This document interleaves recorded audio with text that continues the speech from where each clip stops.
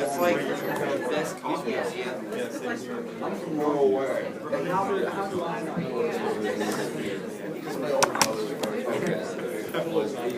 She's pretty.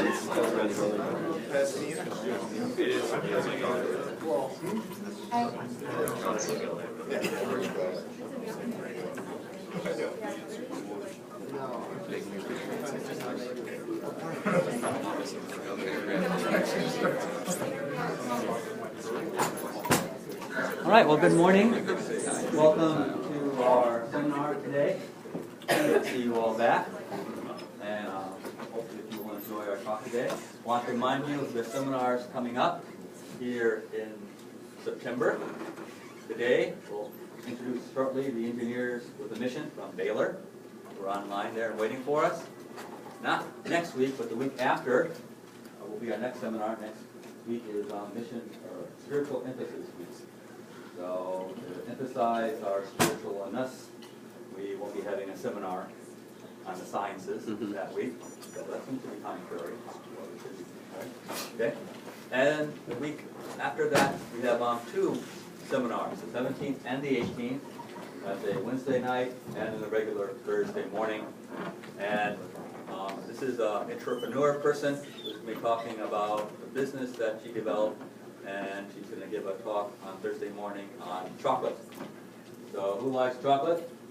Anybody? All right, so the chemistry of chocolate should be a good seminar. This is an ACS speaker, a regional speaker. They'll be coming in next week. Okay, so that should be really exciting. All right, let's see if we can tab on over to our good friends here in Baylor and introduce them and let them take it from here. So we have with us today Lauren, who is a student over there at Baylor, and she's a student like you, and like you, she's motivated to do more in life than just be a student and earn A's in all her classes. She wants to impact the world, and so she's going to talk to you about how the students in engineering there at Baylor are planning to impact the world. And she should be able to hear you, so if you have questions, just shout them out, and I'm sure she'll be able to entertain them. Are you still with us, Lauren? Yes. Okay, it's all yours. Take it away. Hi, I'm Lauren Hubelfinger. I am a senior at Baylor University, and I am president of Engineers with a Mission. And my name is Kelly, and I am also an Engineers with a Mission. I'm a junior. And Engineers with a Mission is a student organization here at Baylor. This is our 10th year being active at Baylor, and we believe in serving others and serving developing communities in the name of the Lord.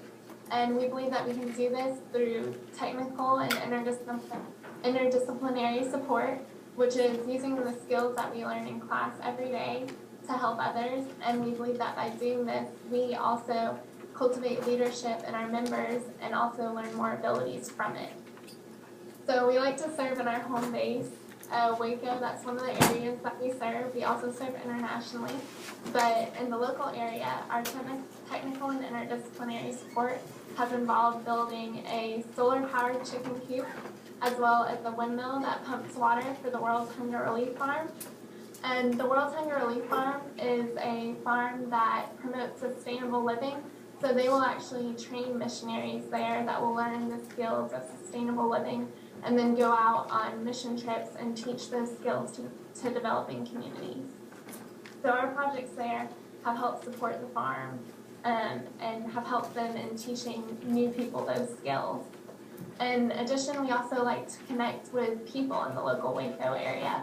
For this, we participate in tutoring in the local area, and this involves going to a pre-K through high school, Rappaport Academy, and we'll send members on a weekly basis there. And we also are hoping to expand this to participating with an outreach organization, Mission Waco.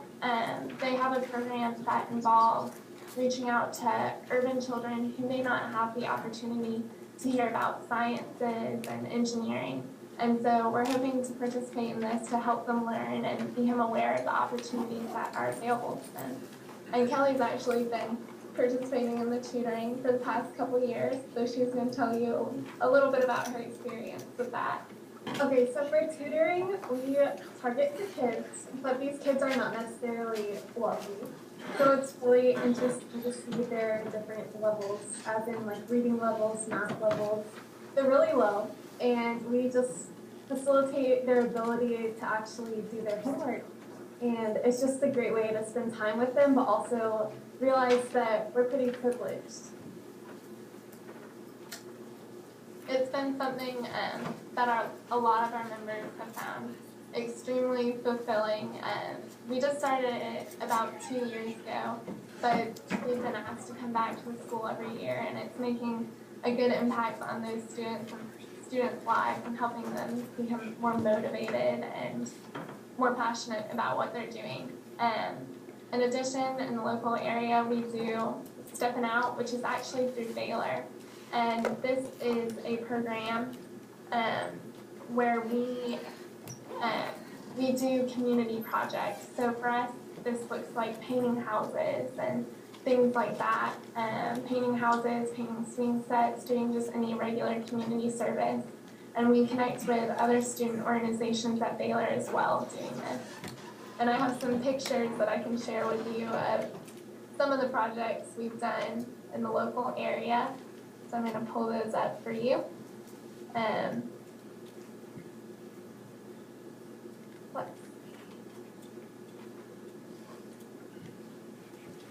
This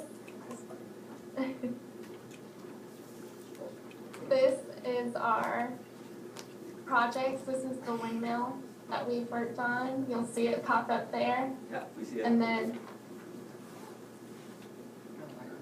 this is us participating and Steppin' Out.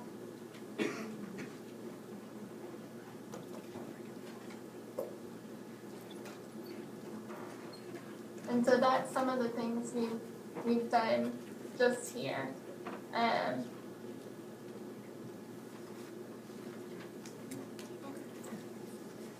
So those are some of the things that we've done here. But we also have a program that we do on campus to engage the students at Baylor with our global mission. And this is called Camp Injustice. As an organization, we believe that poverty can take away the inherent worth and the dignity that we have from God. And we believe that that loss of dignity is unjust for those people. And so we believe that we can't stand by and be indifferent to that.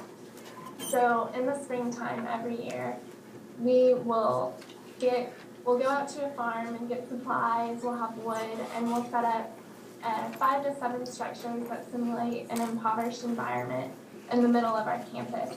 So when you're walking to class, anything like that, any commute around campus, or even if you're at the library, you can see the structures, and it's just a very strong juxtaposition to what you see every day at campus and what you would see in an impoverished environment. And at the end of the week, after we've built all of this, we'll have an event where we'll have speakers and a worship hour where we reflect on what the issue is and what God is calling us to do to change it, to help. And to me, the most important part of that week is not just seeing the people at the worship hour, but it's the kids who come by during the week and ask, what are you doing? Why are you doing this? What is all this for? And with that, there's been a thought initiated where they're considering the cause. They're engaging with what you're doing, and they're realizing, there's something else in the world than what we see every day on campus. And Kelly's been a big part of that as well. Another thing that we do is we have contacts with Mission Waco, who actually has 3 locations that they work internationally, which include India, Mexico, and Haiti. So I've actually been to Haiti with the engineers, and what we do is recently they've been building solar panels and constructing them, and they provide basically the only electricity that we have in that village. So that's been a really interesting way of just dealing with the Haitians and understanding how they live day to day. I have really good contacts with Haitians which is great just to see the different ways that they live and just the different culture that they endure. And it's been a really rewarding experience to be able to see that and to work with them and to realize that we're not the only people out there, and it's just fantastic. For the past 2 years, we've been sending about 10 to 12 of our members on mission trips down to Haiti. We've gone to Rwanda and Honduras in the past, but the past 2 years it's been Haiti, and we're planning on returning there this summer so that we're building lasting relationships. We aren't just going there 1 year, doing something for a week and then leaving. We're returning and we're building those relationships. And doing that, as Kelly was talking about, we work with Mission Waco, and they're an on-the-ground partner. They have an existing and a thriving ministry there. So we're providing them with support that they need. And we do that through the technical support she was talking about with solar panels, and they did a wonderful job with that this summer and the summer before, where they built solar panels for a school down there to help them have consistent electricity.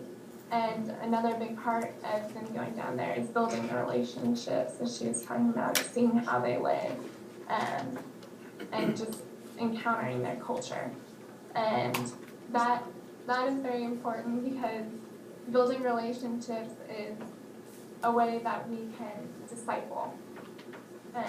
That's how disciples are formed. You know, we reach out, we encounter people, and those relationships are the most important part of our service. We have the unique skills that we learn every day in class that enable us to serve in unique ways that they need, but we also need to connect with those people and get to know them and understand them and have that value for them. And so that's been a great part of what our members encounter down there, and want to say. But so with that, one of the important things that we think about is having those relationships and allowing those relationships not only to help them and change them, but change us as well. So learning from them, learning from their experiences, and helping that perspective change our lives and change how we operate every day back home, and just affect what we're doing, how we interact with people, how we love people, how we care for people, how we serve people.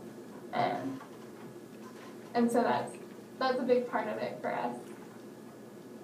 And so I have some more pictures to share with y'all of some of the things that I've talked about. Let me pull them up.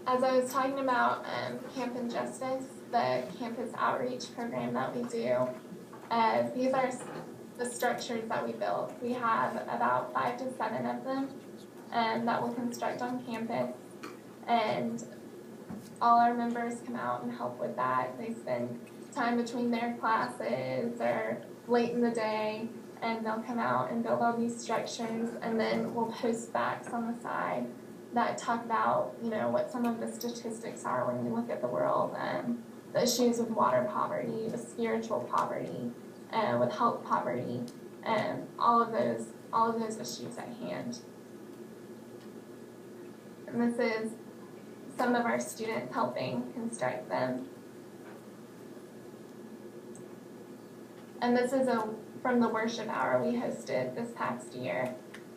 We had a band from one of our local churches come out and participate, and we had a wonderful turnout with that, and we had many students come out, and it was a wonderful experience.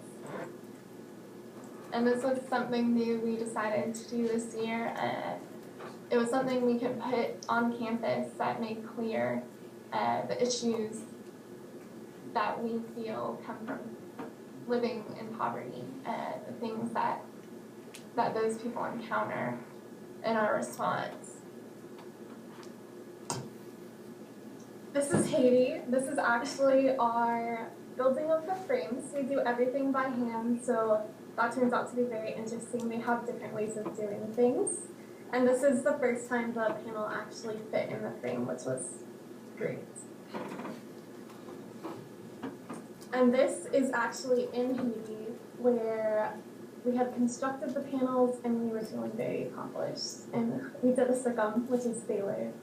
And this was from not this past summer, but summer 2013, where the solar panels were put on a community center down in Haiti.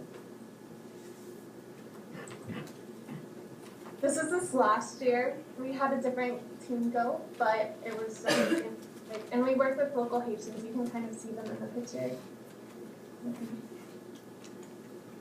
And the panels this past summer were put on a local school.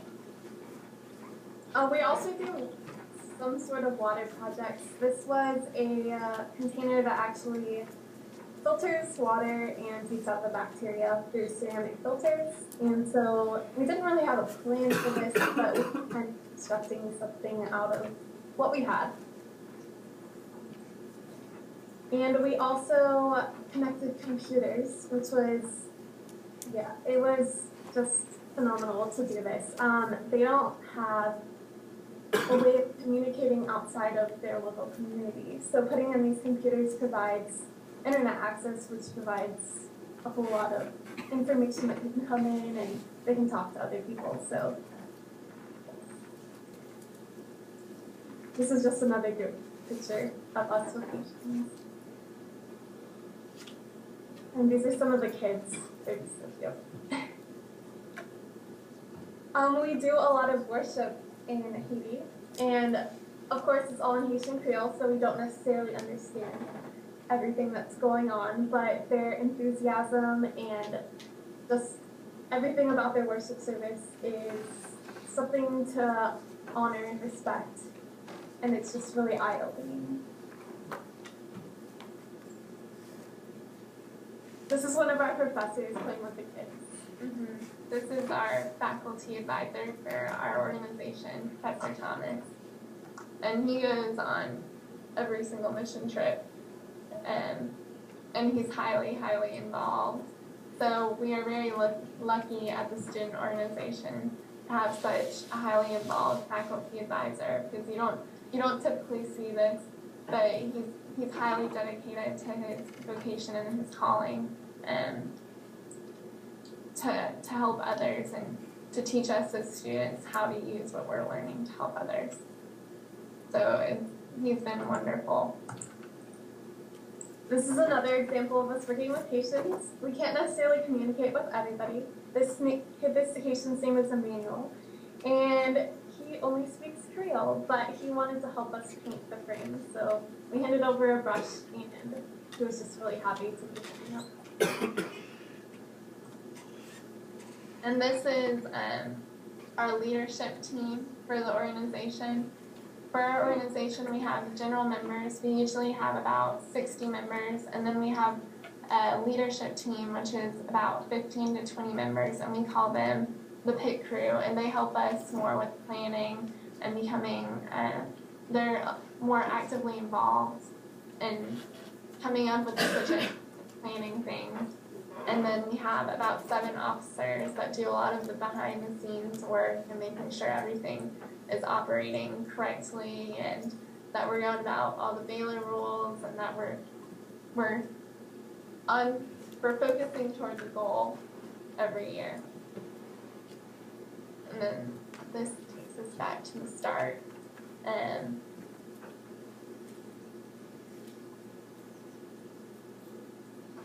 But those are a few pictures of what we do. This year in particular, we're starting off a new year. So as we start a new year, we look to increase our projects or develop a new project based on what we're capable of doing with our members and what the scope of the project is. So this year with tutoring, we're going to expand to having a Mission Waco program hopefully, and we'd like to start a new project as well. So that always takes a little time, setting things up.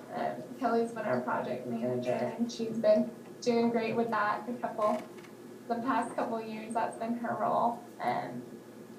But one of the most important things that I've found with this organization is that we are given the opportunity by going to school, we are given the opportunity to develop unique abilities. Not everyone has the skills that we do, and not everyone has the same opportunities. And so in having these wonderful opportunities, I've always found that it is great to give that back. We're blessed with these things, and it's wonderful to give back on what you have and the opportunities you're given. And this organization is a great way to do that. It's a great way to use what we're learning to give back to the world around us, both locally and internationally. And so with that, we have to keep in mind that even though we have all the unique abilities, that it's not the project that's the most important. It's the people who we serve, the communities that we serve. It's the people that are the most important thing. And as we watch their lives change and we see how we affect their lives, we will also be affected, and we will also be changed and transformed.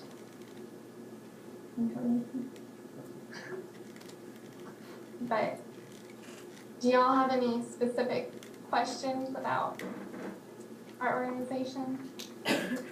Help field questions here from our audience. Questions for Lauren and Becky? Yes. The computers that were put in, were those powered only from the solar panels? Yes, they were. We actually constructed the outlet too, so it was completely by our solar panels and different mechanisms that we use to connect that to the school. Other questions? So Lauren, maybe you could tell a little bit about the structure of your organization. You get funding from Baylor as a student organization. How much time you put in as a president? What brings this all together? And what would you advise a student at Laterno who might be interested in setting something up here similar to what you do? We don't particularly get funding from Baylor. We're chartered through them, but the funds that we raise come from having student application dues. It's really a student-funded organization. And so with that, it's mainly us who put in the work. Sometimes we get donations from alumni and people who have been a part of the organization usually have a strong connection back to us. So they'll help with donations, donations on projects, and sometimes we can seek out sponsors as well who are willing to fund, like Cameron Justice. But mostly it's student funded. But our organization is basically kind of a 3-tier structure where we have general members, and they come about once a month, and we'll have speakers come talk about, what it's like to be an engineer or a Christian in the workplace. How in the typical industry you can be showing your faith. And then also we will invite people that do missions as their career. They pursue that calling. And we do this so that we can appeal to people who have different desires for their careers or have different vocations. And so that's our general members. So they'll come about once a month to hear about that and to see videos and films. And then we have the PIC crew, where they're our leadership team, and they're highly involved in everything that we're doing. We look to them to kind of give input on projects and form committees And so they'll, like with Camp and Justice, they'll do a lot of the planning with that, be high participating members in that. And then we have 7 officers. Kelly is one and I am one, and we have a chaplain as well, where he leads devotions at the start of every meeting. And we have our secretary, and we have an internal secretary and an external secretary. And then we also have a website manager who keeps track of what's posted on our website, our Facebook page, everything like that, to let people know kind of what we're doing, connect back with alumni who have graduated. But for me as a president, it's been extremely fulfilling. I started off as the external operations officer, and then last year I was vice president, and this year I'm president. And during that time, it's been great to see how things change and how people grow, the different skills. I put in several hours each week, but I love doing it, and coordinating things through Baylor, and coordinating things with people in the engineering school, and then coordinating things with our members, and scheduling meetings and all that, and talking to different people. So it's been an extremely fulfilling position. About being project manager. Kelly's with my role as a project manager, I have been very outreaching to the community, I would say, because I kind of take what the officers say and then go out and distribute that to the community. So I've talked to people from Mission Waco, and just seeing different ways that we can serve is always a very fulfilling goal. Other questions from our audience? Yes? I understand that the government in Haiti is very restrictive of what goes on in the country. Have you faced any kind of difficulty with the government in helping the people of Haiti with your project? Okay, so we actually fly into the Dominican, and then we construct everything there. We buy our supplies and take everything over the border. So the fact that we have to do that is because there isn't that material in Haiti. So we definitely see how the government has withheld money. We see the government officials living in huge houses, but then the people next door are just in shacks. So we definitely see the extreme withholding of the government.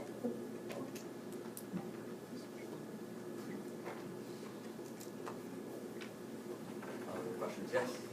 With the solar panels that you put in Haiti, have you guys followed up to see how they're using those, if they're able to use the power there efficiently or effectively? Yes, we actually have a Haitian that goes and checks it basically every day. He is in charge of filling the water for the batteries, and the system that we put in sends a report back to our professor, Professor Thomas, who is an electrical engineer. So he can see like how the sun is lighting the panels, like if there's a rainy day, how just like all the different specs on how the panels are behaving.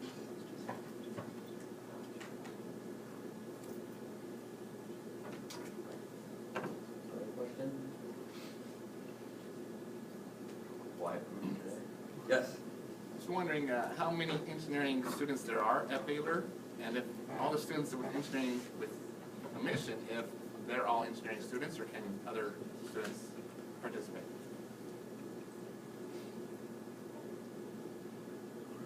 There's probably, you don't have a huge engineering program at Baylor. It's still growing and it's still young. There's probably about 300 in our engineering school, I would say. But we usually have about 60 members in total each year. But we do accept people that are not engineers that just want to serve. You don't have to be an engineering major to participate. You just have to have the desire to want to learn and serve. Yes. What concentrations or degrees of engineering do you have? We have electrical, mechanical, and then general. And with general engineering, we now have 2 concentrations. Biomedical is one of the big ones. And then last year, our advisor has been working to start a humanitarian engineering concentration. So it's like using mission. So engineering mission is essentially that concentration, which is absolutely wonderful. Humanitarian engineers.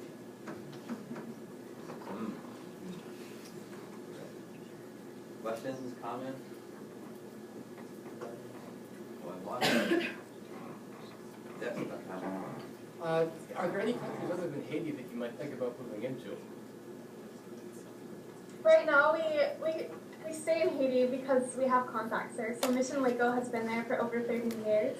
So they know that community, and that's where they feel comfortable. However, in the past, we have Honduras and Rwanda. So it's just a matter of having a contact there that you know that you're actually doing something to help people. That's something we really focus on, because we don't want to just go in and do a project and then maybe it doesn't work, or like nobody's there to fix it. So that's why we have been in Haiti lately. Yeah, I really thought your Camp Injustice was an interesting thing because it's interdisciplinary in nature. You can talk about economics, you can talk about philosophy, theology, as well as the technology involved. How many people in your mission group are from maybe an economics discipline or a history discipline or a political science type of discipline that can shed some light on some of these issues? It's not a big number. Usually it is mostly engineers, but there might be like 1 or 2 from another major. And usually for Camp Injustice, a lot of people will invite their friends to come out and help. And so we see people from different majors come for that, from some of our leadership team and from some of our members who have roommates or classmates from some of their out-of-major courses that just think it's a cool idea and want to come out and help. And also with that, a lot of the engineers have minors. So sometimes that will be economics, sometimes social justice. So it depends on the person.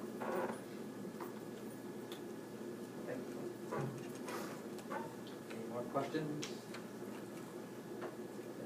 So Lauren, tell us, what are your plans for the future after you finish at Baylor? Do you want to,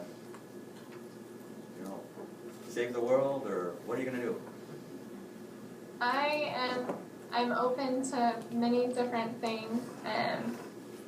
I'm hoping that I can participate in mission trips in the future. That's something I would really like to do. I don't know exactly what that would be through. I am planning to go into industry though, and hoping to set an example as a Christian doing that, and trying to always be compassionate and helpful to all the people that I encounter. So, and I also I'm highly devoted to helping the community. So wherever I end up, I would like to be a big part of helping my local community. Becky, anything to add to that? What you want to do? You're off on your own? Be the head of USAID or World Bank or something like that? Sorry, Oh, you can't hear me? we couldn't hear you. Oh, okay. So the question is, would you like to be head of the World Bank or USAID or anything like that? For me, I don't know yet. I'm a junior, so I've been looking into different things. I am really interested in the aspect of engineering and taking in technologies that we think are simple and just implementing them where they will be truly used. So that's something I really like. But pairing that with engineering is a little difficult. You don't make much money, so that could be a factor. So. Oh, money's a factor. Okay. All right. Well, I think it's very nice you guys to come and visit us today via Skype. Have you enjoyed having them visit us? Yes. Great.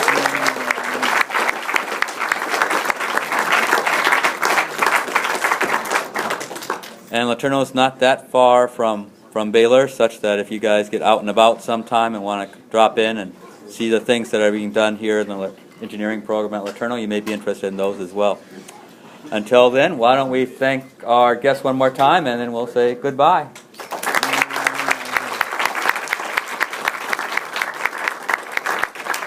Any final words, Lauren, Becky? I would just encourage y'all to take what you're learning every day and find a way to apply it to something bigger than yourself, to help someone new, and just take the chance to get to know people, to form relationships with them and help them in whatever way that you can. So that's my words of advice. All right. Well, very good. If you have more questions, you can come on up to the front and ask your questions. Otherwise, we'll see you all in 2 weeks from today. You gonna come to class? No, probably not. No, I'm just gonna go over.